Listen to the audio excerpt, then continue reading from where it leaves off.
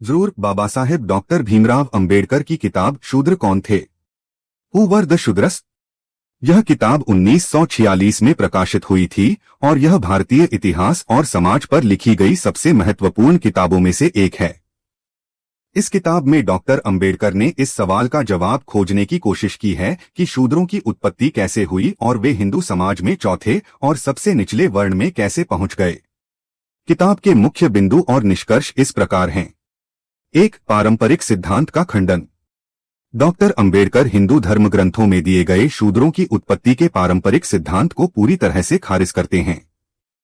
पुरुष सूक्त का खंडन। ऋग्वेद के पुरुष सूक्त में कहा गया है कि शूद्रों की उत्पत्ति विराट पुरुष ब्रह्मा के पैरों से हुई है। अंबेडकर इसे एक बाद में जोड़ी गई कहानी बताते हैं जिसका मकसद सिर्फ वर्ण व्यवस्था को दैवीय मंजूरी दिलाना और शूद्रों को हमेशा के लिए निचला बनाए रखना था। आर्य और दास का सिद्धांत। वे इस आम धारणा को भी गलत बताते हैं कि शूद्र भारत के मूल निवासी दास या दस्यु थे जिन्हें बाहर से आए आर्यों ने हराकर गुलाम बना लिया था। अंबेडकर के अनुसार शूद्र आर्य समुदाय का ही हिस्सा थे। 2. अंबेडकर का नया सिद्धांत। शूद्र मूल रूप से क्षत्रिय थे।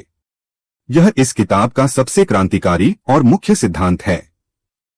अंबेडकर ने अपनी खोज के आधार पर यह निष्कर्ष निकाला कि शूद्र असल में क्षत्रिय थे। उनके अनुसार शूद्र कोई अलग वर्ण नहीं थे बल्कि वे सूर्यवंशी आर्य समुदाय के क्षत्रिय योद्धा वर्ण का ही एक हिस्सा थे। ब्राह्मणों और क्षत्रियों का संघर्ष। प्राचीन काल में कुछ शक्तिशाली क्षत्रिय राजाओं जैसे राजा सुदास का ब्राह्मणों और ऋषियों के साथ सत्ता और वर्चस्व को लेकर भयंकर संघर्ष हुआ। इन राजाओं ने ब्राह्मणों को बहुत सताया और उनका अपमान किया। बदला और सजा। जब ब्राह्मणों को दोबारा शक्ति मिली तो उन्होंने इन क्षत्रिय राजाओं और उनके वंशजों से बदला लेने का फैसला किया। सजा के तौर पर ब्राह्मणों ने उनका उपनयन संस्कार जनेऊ संस्कार करना बंद कर दिया। 3. उपनयन संस्कार का महत्व। प्राचीन हिंदू समाज में उपनयन संस्कार किसी व्यक्ति को द्विज जिसका दूसरा जन्म हुआ हो का दर्जा देता था। केवल द्विज ब्राह्मण क्षत्रिय वैश्य को ही शिक्षा संपत्ति रखने और सम्मानजनक जीवन जीने का अधिकार था। जिन क्षत्रियों का उपनयन संस्कार बंद कर दिया गया वे इन सभी अधिकारों से वंचित हो गए। उनका सामाजिक स्तर गिर गया और वे समाज के चौथे वर्ण में धकेल दिए गए जिसे शूद्र कहा गया। किताब का सार समरी।